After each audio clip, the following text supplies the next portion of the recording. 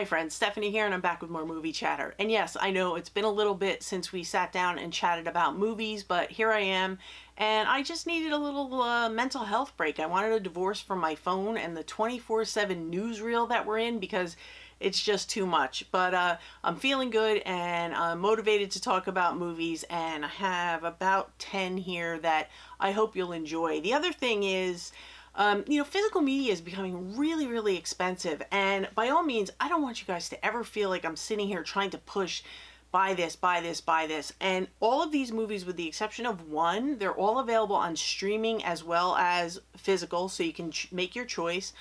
I myself have cut back on buying. I'm picking up a few new titles here and there, but not going crazy. I'm definitely cutting back because the time we're living in, we don't know what prices are going to be. We don't know about tariffs. We don't know how high prices are going to go. So I'm just being a little careful with how I'm spending. Also, the prices, like steelbooks for $60 and $70 is insane. It's insane. So if we can all just find ways to enjoy what we love without going broke, we've done our job. So here we are, and I'm going to get right into it with my first one, which this very much reminded me of the movie The Farewell from A24.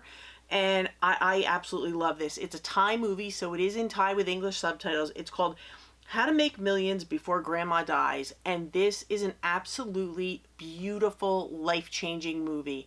I love this. As soon as I finished it, I texted my friend John and I said, you have to watch this movie. And it's about a young man and his family and his grandma. And they take the grandma in for a physical. They find out she has cancer and she is dying.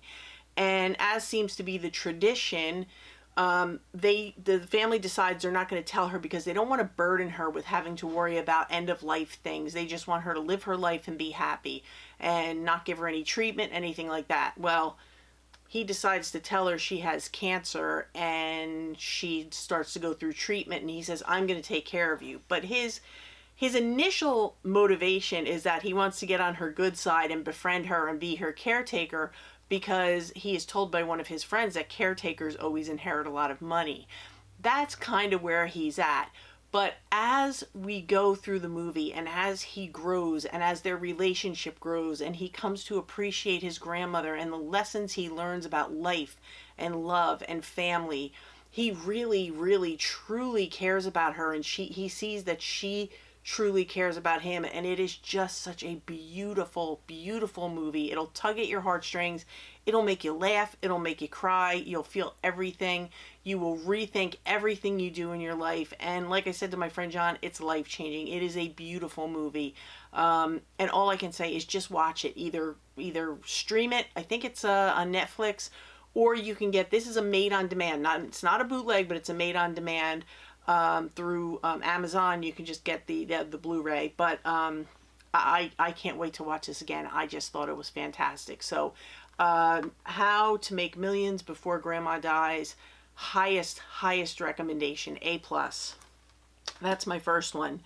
Now this one reminds me of the movie The Conversation. So if you like movies like that, you're gonna love this one. This one takes place in 1984 in Berlin, in East Berlin, right before the wall came down.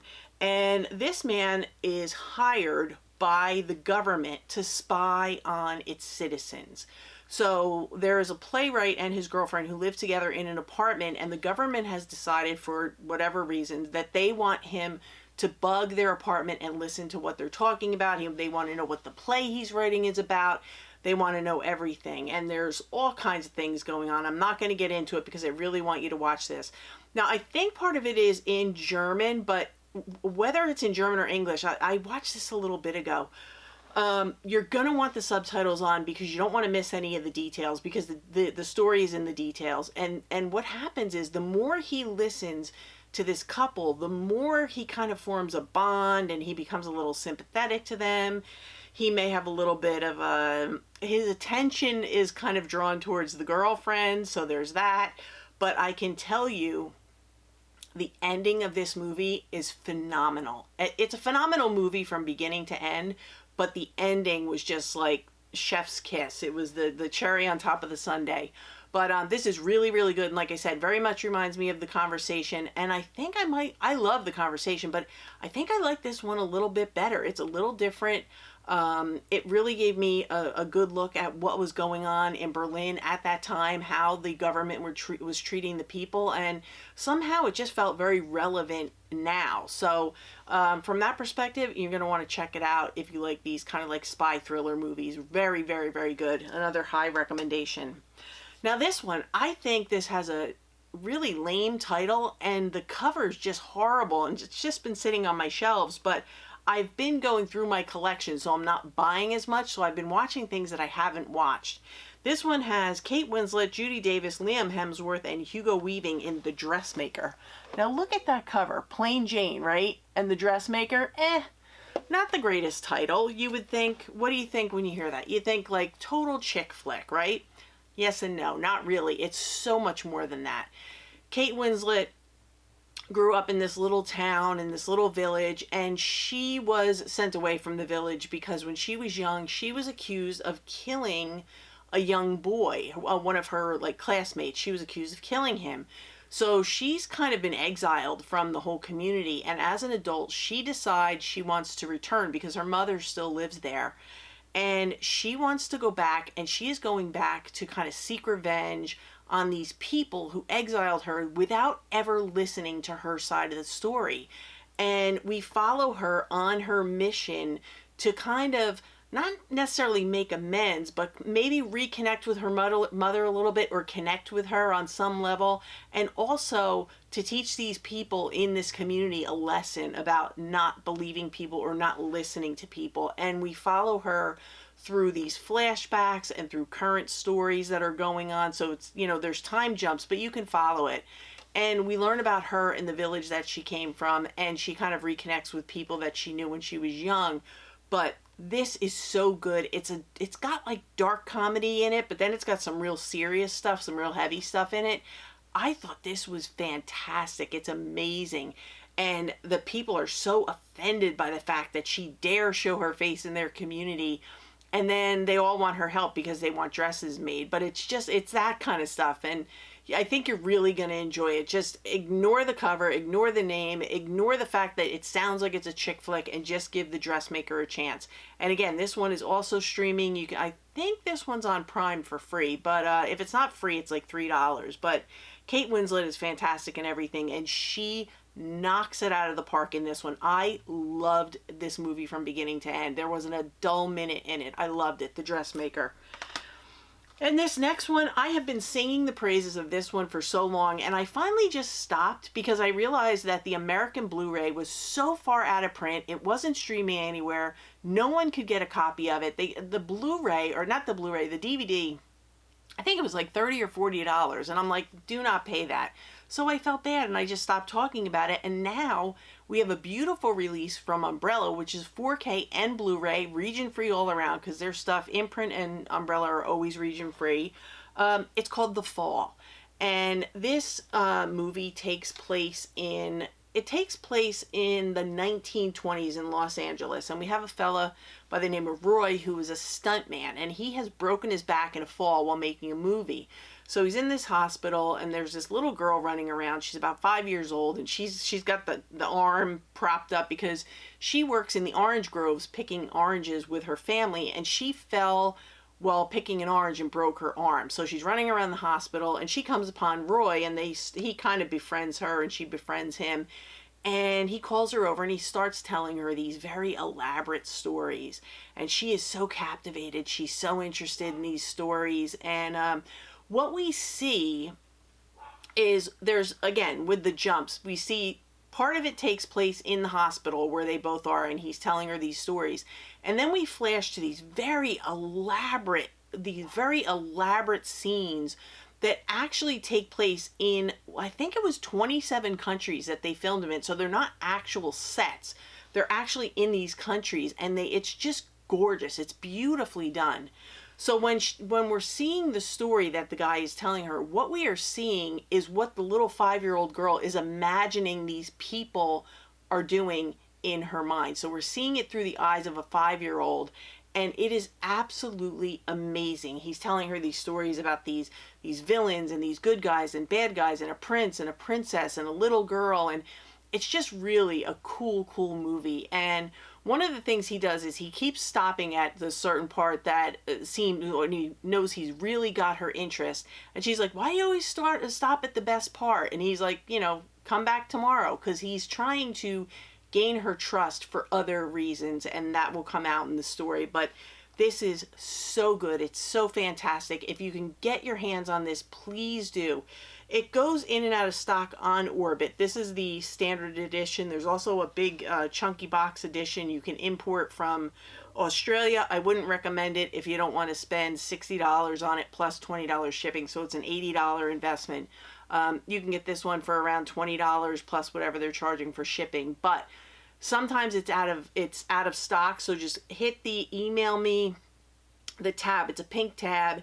It says email me when it's back in stock. Pick the one that's the SMS, so you'll get a text message on your phone the minute they open the box and the minute it comes back in stock, and you'll be able to pick this one up, because I still think it's not streaming, and I don't know, I'm kind of hopeful that maybe we'll get an American 4K, or at least they'll put the American Blu-ray back in print. I don't know, but at least you can get your hands on this copy until that happens, or even if it doesn't happen, you'll have a great copy. This is fantastic, and this is number 107 out of 4,000, so there's quite a few left. This is a low number, but really good stuff. Not to be confused with the movie Fall. That was a thriller movie. I would say last year it was out, but not the same movie. So The Fall is what you want to look for.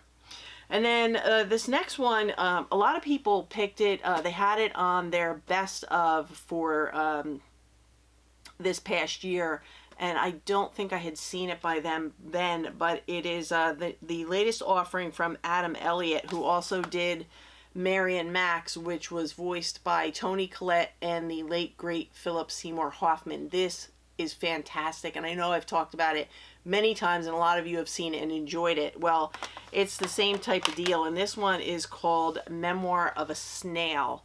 And this is a true story, as is Mary and Max, but this is also a true story, and it is about Gracie and her brother. I think his name is Gilbert. Yeah, it's Gilbert. Gracie and Gilbert are twins, and at a very young age, they are orphaned, and they are sent to live in separate foster homes. And they agree that they're going to stay in touch, they're going to write letters, and they say that they're going to get back together, they're going to find a way to stay together, to be back together. And who we follow is Gracie. Gracie is the main character, and this is based on her own book. So he based the claymation stop-motion animation movie on her book. And we see the various struggles that she goes through in her life. She's not always a very happy person. She's got some emotional problems. She's having a hard time being away from Gilbert. And then Gilbert, on the other hand, he's not very happy in his foster home. It's not a really good fit for him. And she's good. Her parents, foster parents, are pretty good to her. They are swingers, which I thought was very funny that they added that in. But she's got an okay home life. She's just not happy being away from Gilbert. But she becomes friends with this woman who's about 80 years old, who becomes her mentor through her life, and they have a lot of fun together, and she teaches her a lot of life lessons and tries to get her through various difficulties in her life. And I don't want to go into any more than that. All I can say is watch this. It will make you feel every emotion. It will make you laugh. It will make you cry. It will pull at your heartstrings. And if you happen to be a twin, you're probably really going to relate to this. But even if you have a sibling that you're very close to, which is why I'm wearing my Yankees hat, that's my brother's favorite team.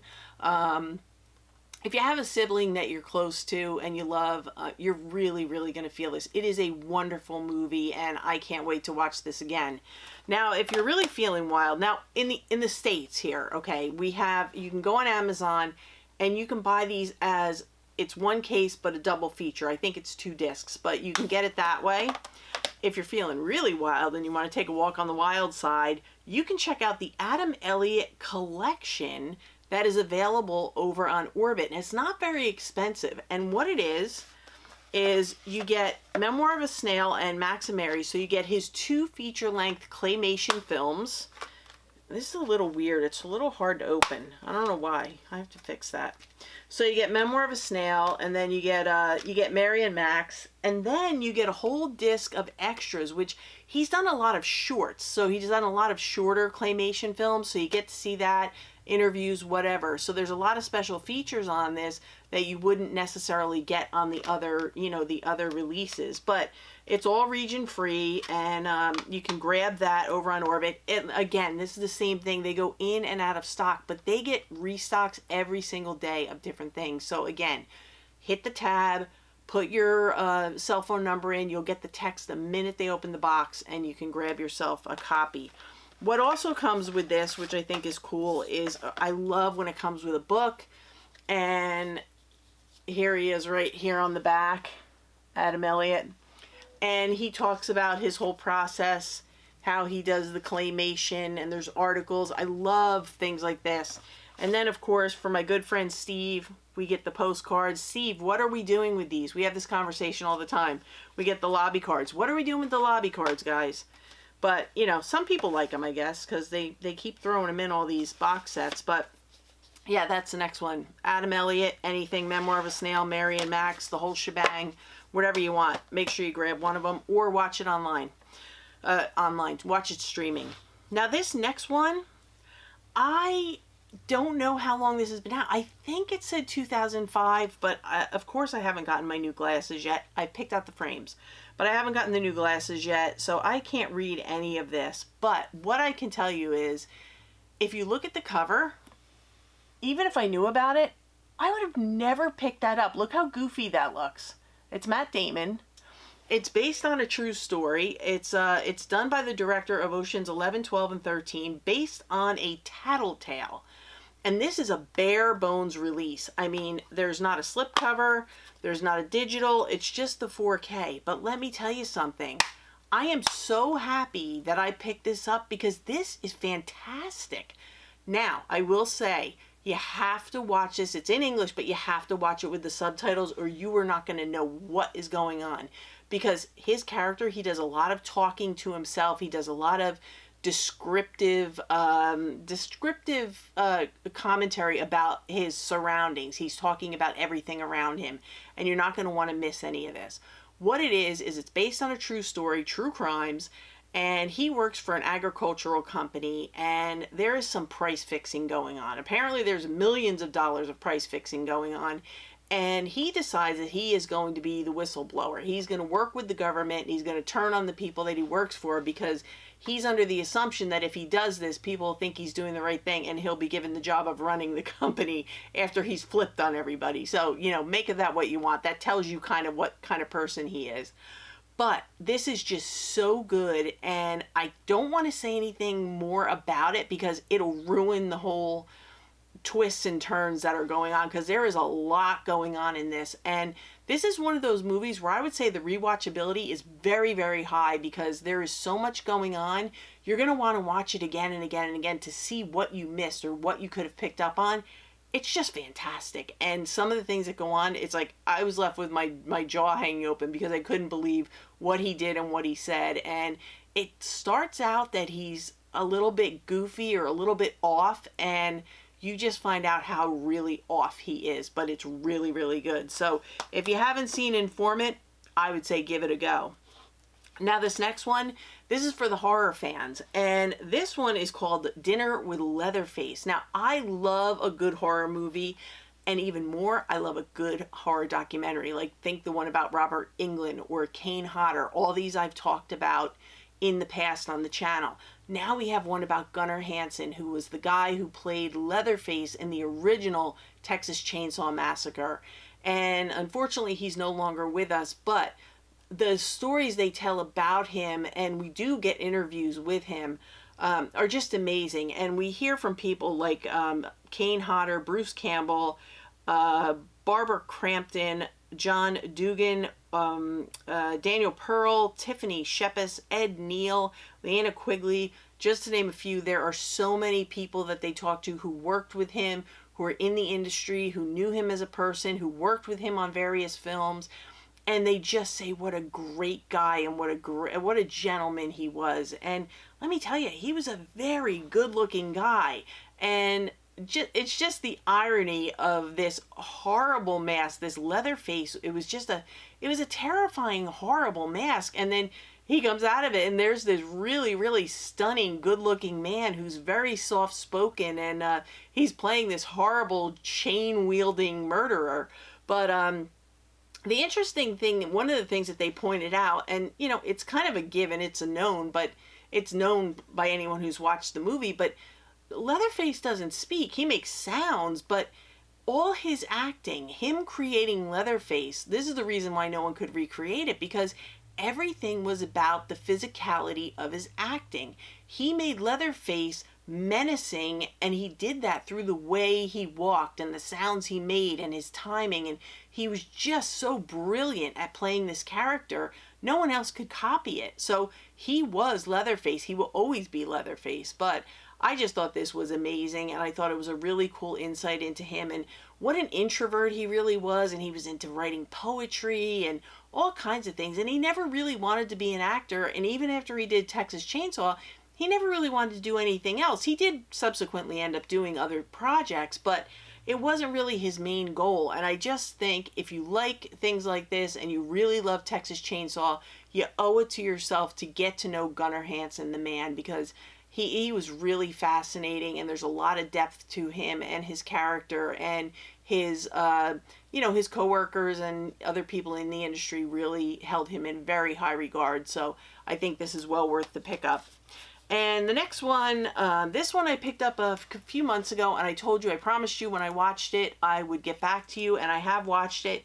It's a Mads Mikkelsen movie, so you know it's going to be a banger. It's called The Promised Land. It takes place in the 1700s, so it is a timepiece, and I believe it's in Dutch.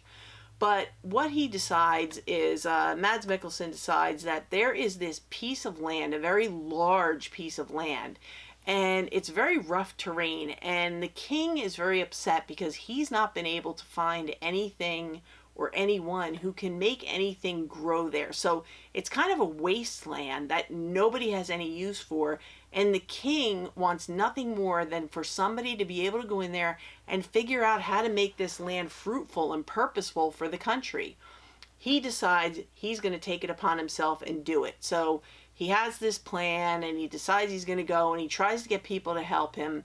He goes out there, he builds a shack to live in. Little by little, he finds people to help him. But what goes on is there's a guy who lives across the way who owns a big parcel of land, and he has just assumed that this, a big parcel that Mads Mikkelsen's character is working on, he's decided that's his too, especially when he realizes that something might come of it that would make the king very, very happy. So he is now ready to fight for this land, and he wants to sabotage any of the good progress they're making with the land. And it is brutal. Let me tell you, it is wild. And in the beginning, I was kind of like the first 20 minutes, I'm like, is this going to get better? Is it going to, I hope it picks up a little bit. Let me tell you, when this movie gets going, it's off and running. It's off to the races. It's fantastic. It is based on true events, so you definitely owe it to yourself to give this one a look. I thought it was fantastic. So definitely check out The Promised Land. And again, this one is also streaming. Now this one, I have no idea when I bought this. I have no idea where I bought it, why I bought it, but I am glad I watched it. I've been going through my collection deciding what things I'm going to purge, what things I'm going to watch, and if I watch it, I'm not going to watch it again. It goes. If I like it, it stays. This one is definitely staying in the collection. I don't even know why I got a steelbook. That may have been the only way it was available. But it stars Michael C. Hall, who you probably remember from Dexter and 6 Feet Under, who's fantastic in everything, Sam Shepard, and of all people, Don Johnson. And like I said, it's called Cold in July. And what happens is we have a family. It's a home invasion movie. We have a family. Michael C. Hall is the husband. He's married, and they have a little boy. And one night someone breaks into their house. He takes out a gun for self-protection. Something happens. He shoots the man. He kills him. He feels horrible because he never meant to kill the guy, but the person would have killed the whole family had he not shot him. And the police say, listen, don't worry, it was self-defense. You know, there was nothing else you could do. And he asks, he's like, does he have any family? I feel terrible. They said he has a father who is Sam Shepard, who is in prison. And what we find out is he's recently been paroled. And now the dogs are going to bark because there's a delivery coming. So I apologize. Anyway, I'm just going to take a pause and we'll pick it up when the girls have stopped barking. Okay, sorry about that. Our little intermission of hell breaking loose upstairs is over. UPS has delivered. Back to Cold in July. So we find out that yes, the man who broke in the house does have a father who was recently paroled. And Michael C. Hall's character, he goes to the grave of the man who entered his house and who he subsequently shot. And when he's there, he runs into the young fella's father. And what I can say is from there, this movie takes so many twists, so many turns. There are so many things that you will never see coming, but it's a crime thriller. And it's just filled with all kinds of crazy things that I would have never expected based on the first like half hour that I watched. I would have never expected the movie that came out of this. It's really, really good.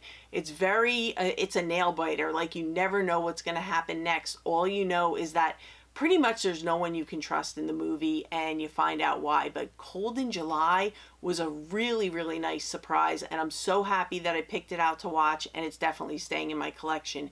It is streaming. I believe it's on Prime, but definitely check into this if you're into like crime thrillers and things like that, because I think you'll really enjoy this one.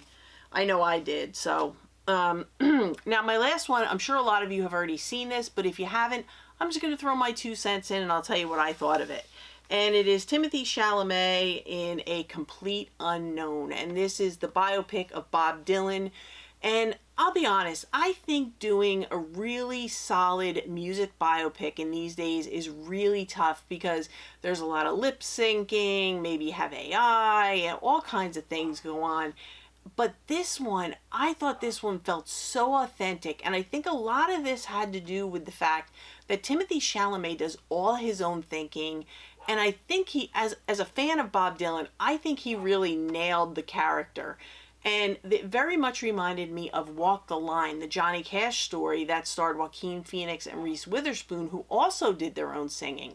And I loved that one. That was one of my favorites of the year.